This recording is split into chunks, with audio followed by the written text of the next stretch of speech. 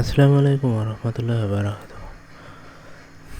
তো আমি আজকে দেখাবো বাটন ট্যাগ নিয়ে কথা বলবো। তো আমি এটাকে ওপেন উইথ আমি ডাবল ক্লিক করে অন করতেছি, মানে index.html ফাইলটাকে ডাবল ক্লিক করে অন করতেছি। এখানে index.html ফাইলটাকে আমরা হলো নোটপ্যাডে অন করব। তো দেখতে পাচ্ছেন যে আমি দুটোকে অন করে নিয়েছি। তো আমি এখানে মনে করেন লিখে ফেলতেছি যে BUTTON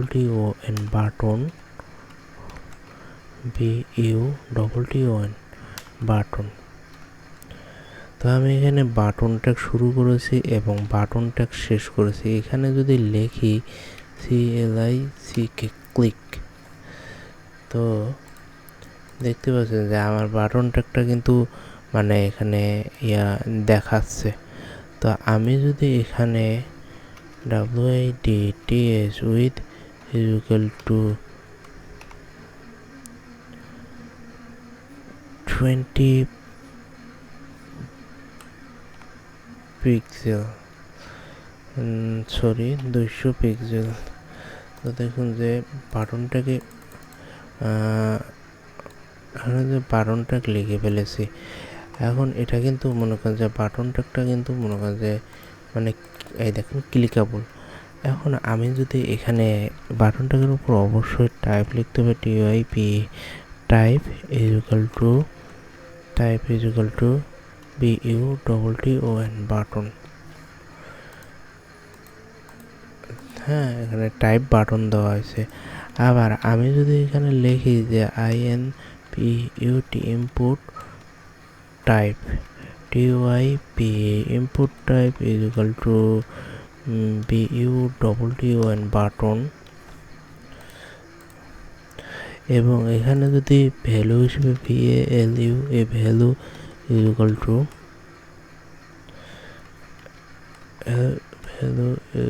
টু ARIF। হ্যাঁ, ভ্যালু যদি আইএফ, তা দেখুন এখানে ইনপুট টাইপ বাটন লিখছি, এখানেও ইনপুট টাইপ বাটন, কিন্তু ভ্যালু ওই ইনপুট টাইপ বাটন এখানে কিন্তু ভ্যালু হিসেবে আরিফ, মানে ভ্যালু কি ওই যে ওখানে যে আরিফ লিখছি সেটা। আসলে বাটন ট্যাগটা এইভাবে লিখতে হয়। তারপর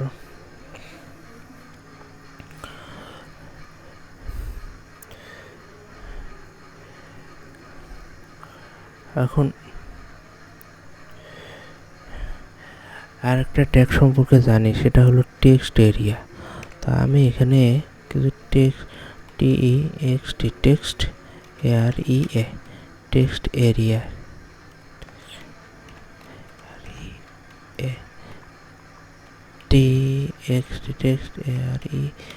টেক্সট এরিয়া। তো দেখতে পাচ্ছেন যে আমি টেক্সট এরিয়া লিখে ফেলেছি। টেক্সট এরিয়া কিন্তু এখানে কিন্তু একটা মানে শখ এসেছে। তো এই শখটা হলো টেক্সট এরিয়া। দেখবেন যে আপনারা কেউ মেসেজ অথবা মনে করেন যে ফিডব্যাক নেওয়ার জন্য এরকম টেক্সট এরিয়া মানে ব্রাউজারে প্রদান করে। তো এটাই হলো টেক্সট এরিয়া। আমি এখানে কিছু টেক্সট নিয়ে আসি, লরেম LORE লরেম ইপসাম।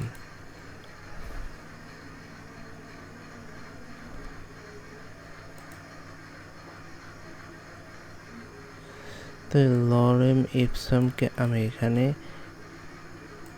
নিয়ে আসলাম।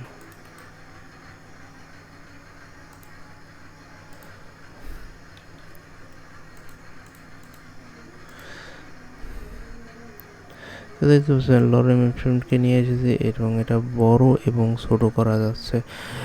হ্যাঁ, তো এখানে হ্যাঁ টেক্সট এরিয়ার কাজটা এতটুকুই। তারপর হলো